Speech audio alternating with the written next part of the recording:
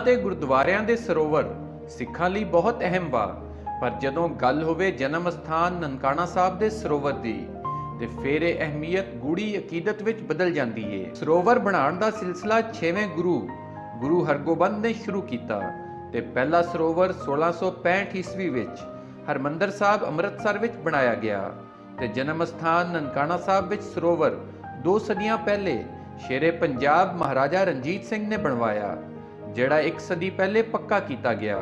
ਸਰੋਵਰ ਗੁਰਦੁਆਰੇ ਵਿੱਚ ਐਸੇ ਥਾਂ ਤੇ ਬਣਾਇਆ ਜਾਂਦਾ ਏ ਜਿੱਥੇ ਗੁਰਦੁਆਰੇ ਦਾ ਪਰਛਾਵਾਂ ਇਹਦੇ ਵਿੱਚ ਪੈਂਦਾ ਰਵੇ। ਸਰੋਵਰ ਦਾ ਤਸੱਵੁਰ ਪਾਕੀਜ਼ਗੀ ਨਾਲ ਏ। ਇੱਥੇ ਮੁਕੱਦਸ ਇਸ਼ਨਾਨ ਕੀਤਾ ਜਾਂਦਾ ਏ ਜਿਹੜਾ ਬੰਦੇ ਦੇ ਗੁਨਾਹ ਧੋ ਦਿੰਦਾ ਏ। ਬਾਬਾ ਜੀ ਦੇ ਜਨਮ ਦਿਨ ਦੀਆਂ ਤਕਰੀਬਾਤ 'ਚ ਆਉਣ ਵਾਲੇ ਯਾਤਰੀਆਂ ਦਾ ਸਰੋਵਰ ਤੇ ਰਸ਼ ਲੱਗਾ ਰਹਿੰਦਾ ਏ।